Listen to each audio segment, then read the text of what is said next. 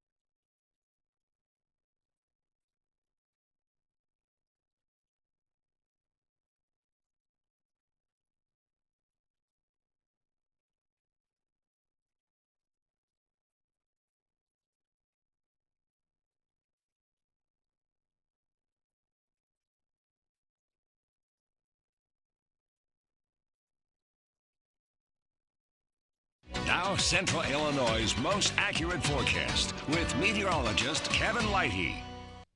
Well, let's start off here. Take a look at our viewer picture. I've got two of them today because they were so good. One funnel cloud here that we had earlier near Georgetown. Then you've got all the rain, maybe even a little hail coming down here. We call this the downdraft part of the thunderstorm. And then that little tiny funnel never touched down, did any damage.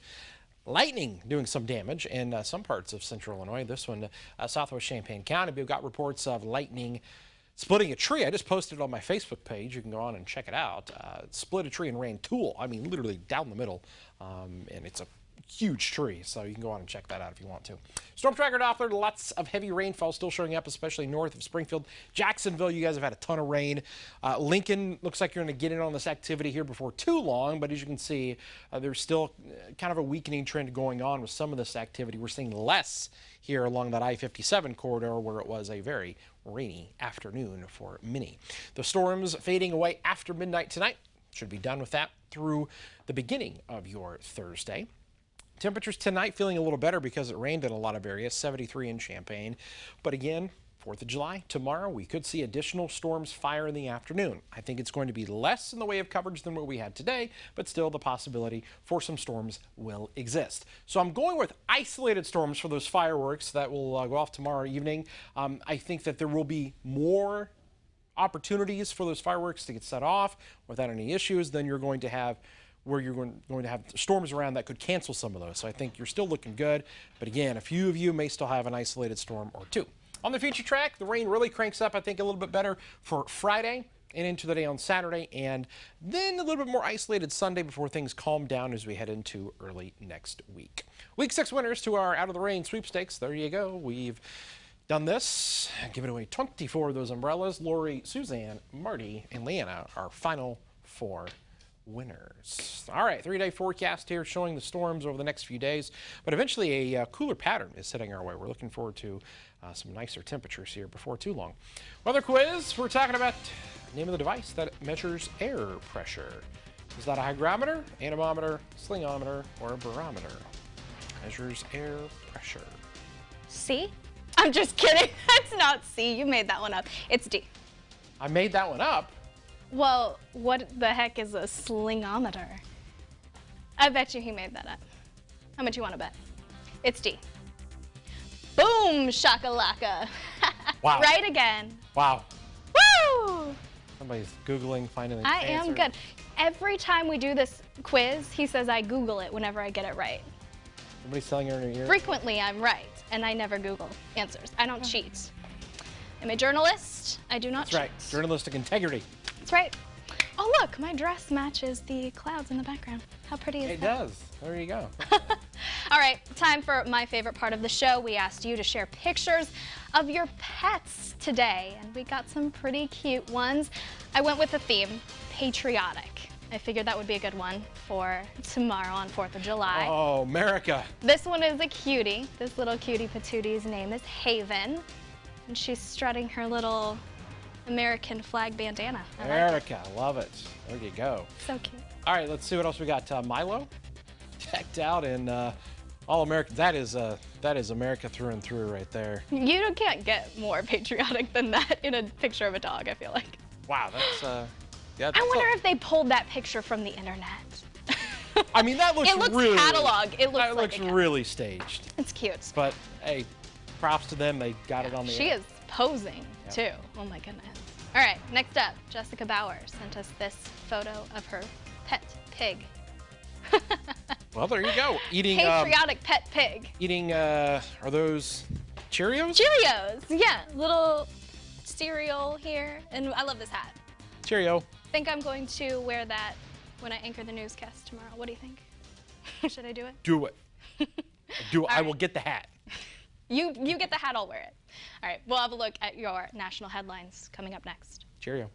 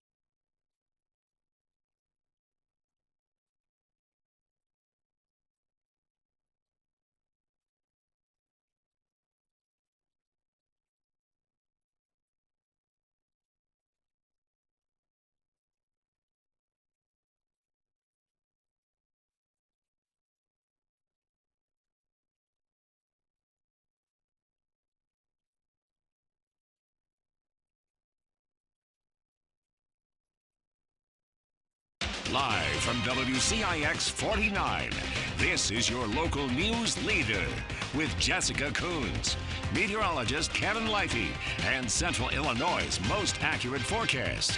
You're watching WCIA 3 News at 9 on X49. A hiker was reported killed on Wednesday as Italy's Stromboli volcano erupted, sending billowing plumes of smoke into the sky. A local mayor said the hiker had been near the top of the crater when the volcano erupted. Hundreds of tourists and people of a nearby town sought refuge after a strong explosion was heard. They barricaded themselves inside buildings or headed for the sea as the volcano shot out smoke. The eruption sparked a number of fires on the slopes of the volcano. Firefighters arrived from the nearby islands of Lepardi to help tackle the flames.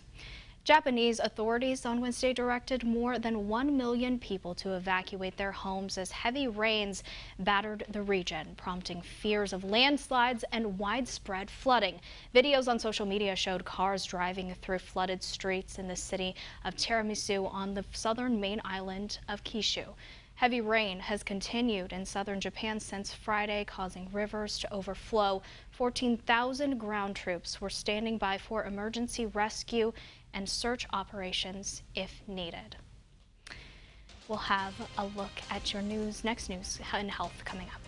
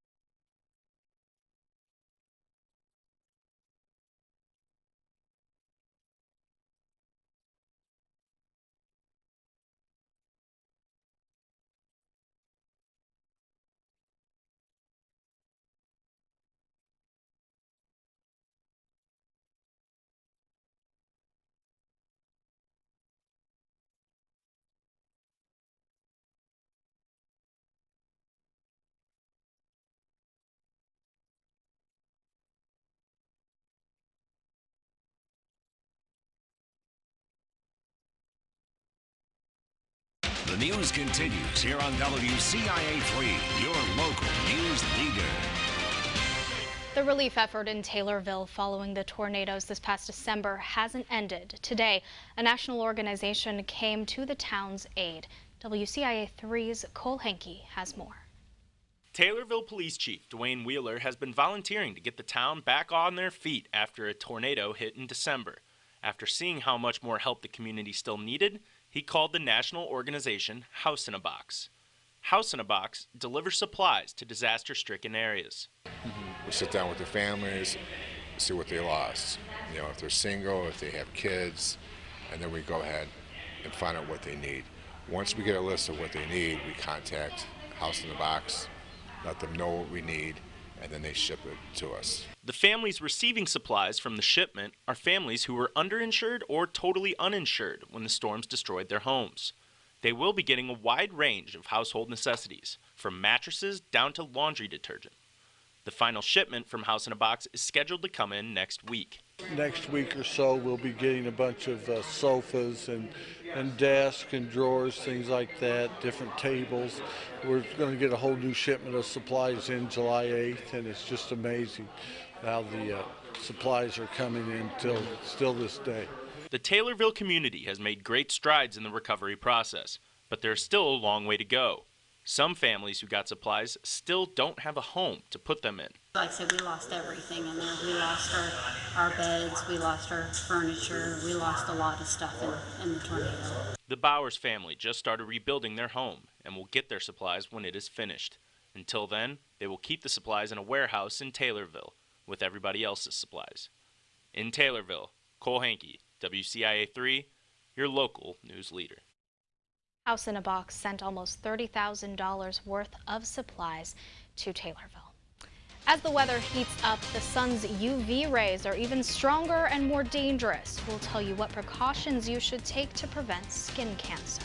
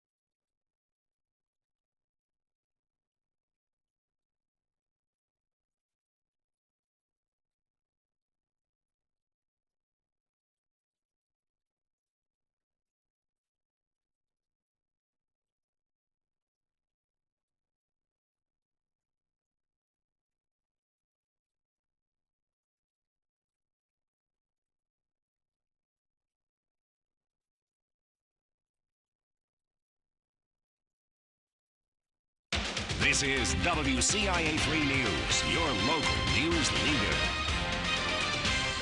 Sunny summer weather means many of you will be going outside to enjoy it.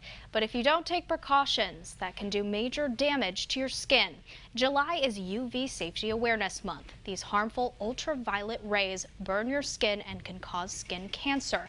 Here are some tips to protect yourself. The CDC suggests applying sunscreen with a high SPF and reapply every 2 hours of sun exposure. Sunscreen safety is extremely important.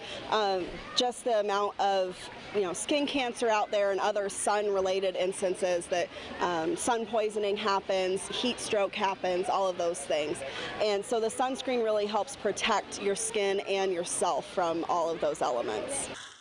The American Cancer Society says to avoid being in the sun between the hours of 10 a.m. to 4 p.m. when UV lights are at their strongest. Also, reduce sun exposure by wearing protective clothing, a hat, and sunglasses to protect your eyes.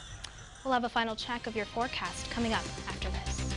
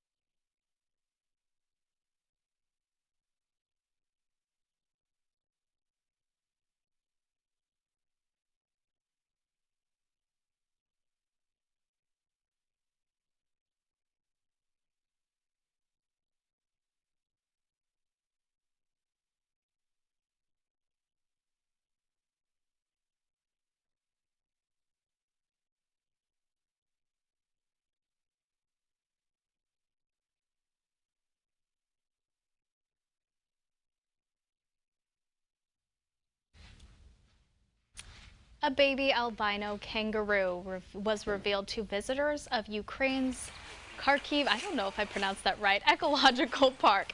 It was born 4 months ago, and all this time until last week, it was hiding in the mother's pouch. The father of the baby kangaroo, George, is gray and red.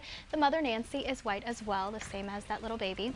An employee of the Eco Park for the next 2 months said the baby will still be living in the mother's pouch. Albino kangaroos are born 1 in 100,000. Adorable. So cute. Very rare. What has not been rare has been the rain and storms. Those will continue tonight, and more of those for your 4th of July tomorrow. Thanks for joining us.